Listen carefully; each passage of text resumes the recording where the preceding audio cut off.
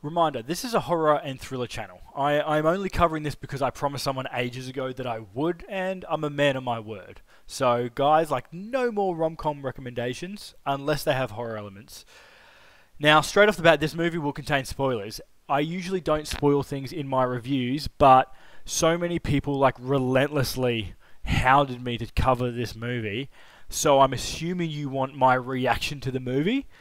And my reaction to the movie involves plot points. So, for once, this will contain spoilers. I'll put that in the title, but this will be a spoilerific review. This movie made me so fucking mad. It made me so mad. And it's not because it's a bad movie. This movie's fine. I liked it just fine. It's, as far as like rom-coms go, it's fine.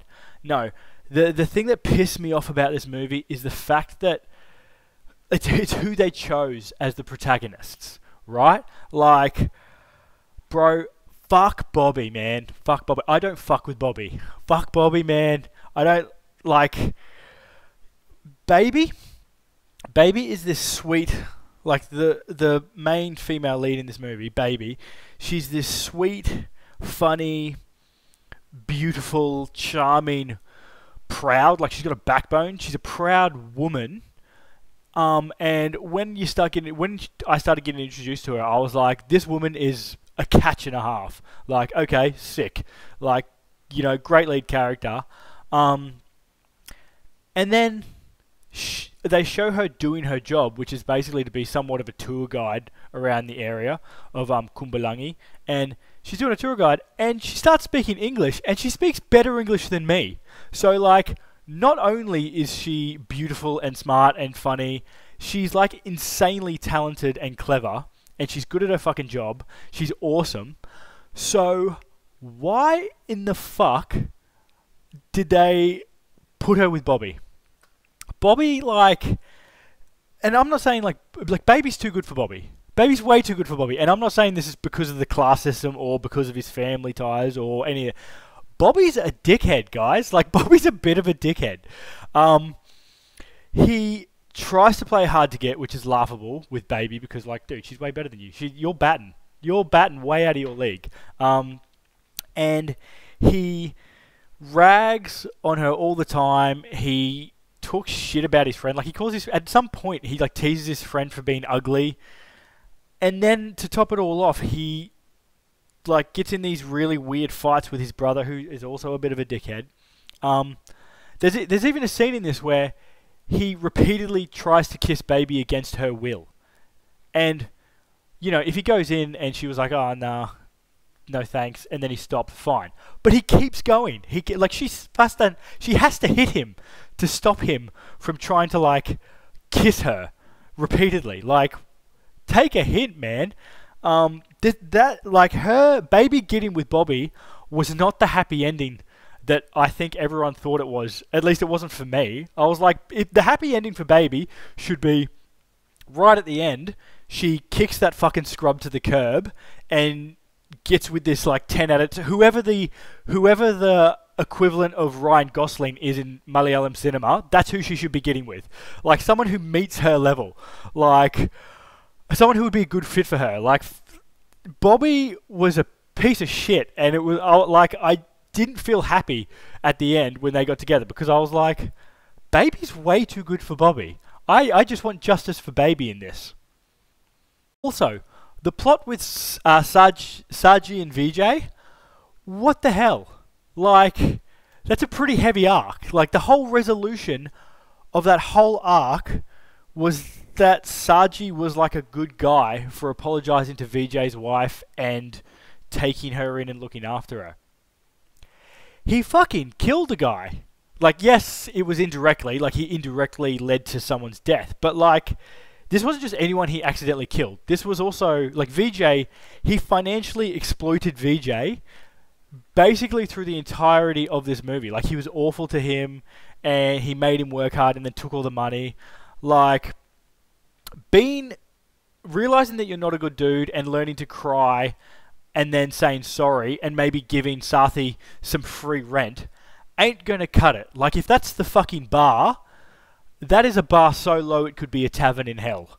Like, And it was only so annoying. Picking these two guys as protagonists was only so annoying to me because you have good characters in this movie. There are fucking great characters in this movie. One of them, Frankie, is one of the brothers. He's the youngest brother. He's a fantastic character. He could be a wealth of character development. He's this really incredibly smart kid who is so emotionally intelligent that is having to care for these two fuck-ups of older brothers, and they just chucked him in the back seat. They were like, "Oh, we're not gonna." Not an interesting character. He's the most interesting character. Like, he's also one of the most likable characters in this out of the four brothers. Like, there's a ton of likable characters. I actually really like the characters in this movie, which is why I was so confused that they picked the two worst ones to be the protagonists. The other brother, Bonnie, also fantastic character. Really interesting character. Like, he's a mute. He was tougher than almost anyone in this movie. He was like a ride or die for his younger brother, Frankie. And despite not being able to talk, he was able to land Jasmine Medivere. What part of that doesn't scream hero to me? Like, that dude is like the coolest fucking character. Almost the coolest character in this whole movie. Like, I wanted the roles changed. Like, push Bobby and Saji out of the fucking picture, and I want tickets to the Bonnie and Frankie show. Like, everyone in this movie is amazingly well acted. Like, every actor in this is fucking amazing. Like, I loved all the actors in this.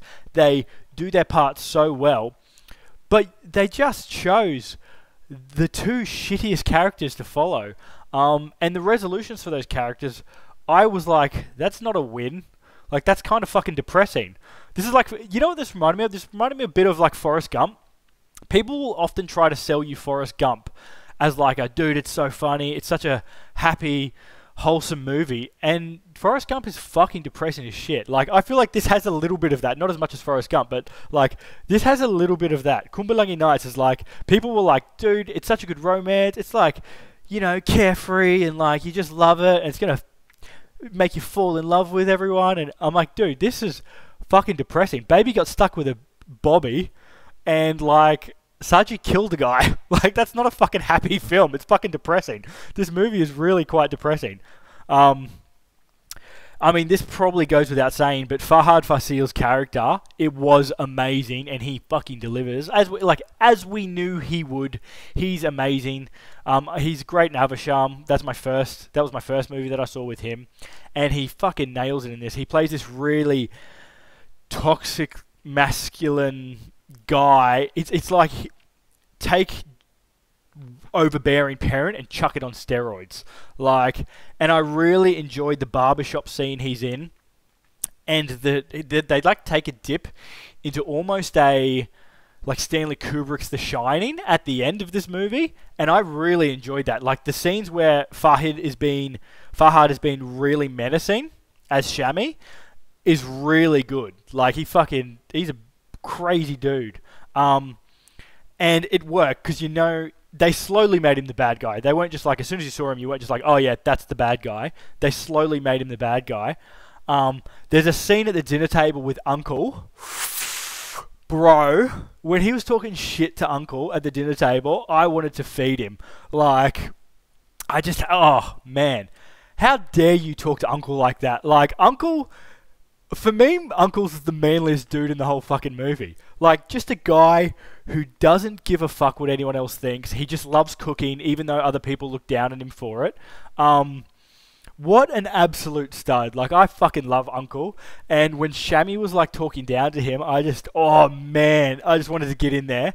I almost wish that Uncle sort of got to help bash Shami at the end, to be honest. Like, I feel like that would have been a really good resolution.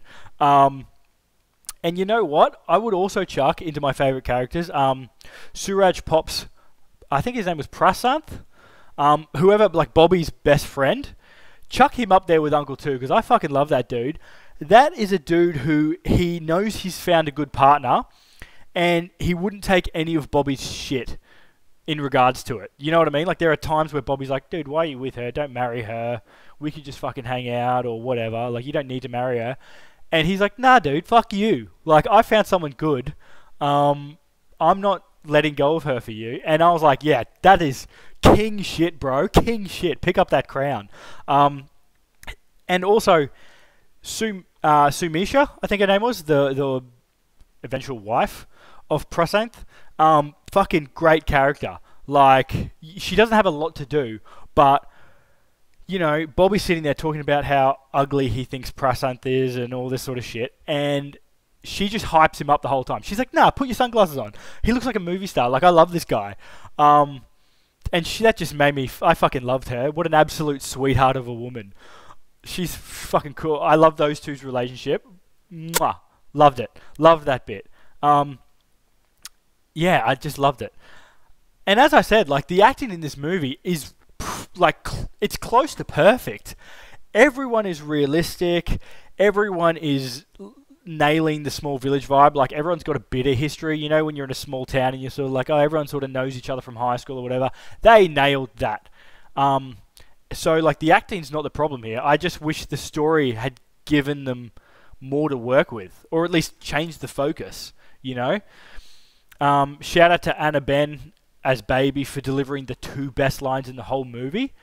Two best lines in the whole movie. The first one, if they made a movie about my life, it would be called The Girl Who Fell for a Hooligan. Awesome. I've been using that on my missus. She hates it. I fucking love it. It's funny as shit. The other one is, the other great line she delivered was, you didn't save him, you just put a wreath on his body. Cutting line. It's so good. I'm gonna steal I've stolen them both, and I'm gonna use them in everyday life. Hashtag Team Baby. Like, she's my favorite character. She's awesome. The cinematographer, Shaiju Khalid, he's in this movie. He was the cinematographer of this movie. He's fucking top notch. If you haven't seen Manyumul Boys, go see Manyumul Boys. I fucking love that. And once again, he nailed the cinematography in that as well. Like, this could be a travel ad for Kumbalangi. Like, it's awesome. Like, it made me want to check to see if my passport was still valid, because it's almost, I don't want to say Pacific Islands, but it is very like island time, laid back. Everyone's sort of chill. The river is beautiful. There are many scenes where they're going by boat to get somewhere, and it is just stunning. Like, they could be travel ads. Honestly, you could just cut sections out of this movie and just go, yeah, tourism for Kerala. Like, that is it. There are sweeping views, lots of sweeping camera angles. There's lots of lights too, beautiful fairy lights and all that. Like, it's aesthetically, this movie is just stunning. And I really love the establishment of a lot of the background characters. Like, the village looks like it's lived in. You know how sometimes you're like, okay, you're just a background character. You're basically NPC. No one's an NPC in this. Everyone's got their own stories. Even Shami's shitty barbershop friend is an interesting character. So they all feel like real people, and they all feel like they work together. But once again, you just chose the two shittiest characters. As far as I'm concerned, you chose the two shittiest characters to follow. I would honestly watch the sequel to this if it was about Frankie or Bobby or Shami or Uncle. Fucking give Uncle, release the Uncle cut. I recommend watching this film if you like Malayalam rom-coms. If you like rom-coms at all, you should probably check this out. It's a good rom-com. People watching this probably won't have either already seen this or won't be looking for rom-com recommendations because they're here for horror. But if you like rom-coms, this is good. I don't recommend watching this if you hate it when strong female characters have to settle. Once again, I'll say it again. Baby should be with, like, whoever the Malayali Jamie Foxx is. Who's talented, who's hot, who's cool as shit, who's going to look after her right. Take a hike, Bobby. Take a fucking hike. If you did love this movie, tell me why. I know there's a lot of love for this movie. Once again, I didn't hate it, but Bobby and Saji just fucking infuriated me. And I love Soubin Shahir. Like, he's awesome. He's the man. He's so good in Manyumul Boys. But yeah, if you love this and you're like, no, this is the best Malayalam film that's ever come out or whatever, because I know there's a lot of that, let me know why. Tell me what other films that you watched that you really liked that had the same vibe, because like I think a lot of the stuff I might have missed too might have been cultural differences, like in the courtship routines and all that sort of stuff. Like, I don't know if you guys know this, but I was never an Indian teenager trying to find love. So maybe that's why some of this missed the mark for me, and maybe that's why I found some of Bobby's like actions fucking annoying. But I don't know. If it is a cultural difference thing, let me know. Tell me in the comments if you like why you loved this movie, why it's got such a following. Because, yeah, I think there's so many good Malayalam films out there. Like, Manumal Boys I loved way more. Fucking Brahma Yugam is so good. God, Brahma Yugam's good. Abhisham was so much more fun to me. I don't know.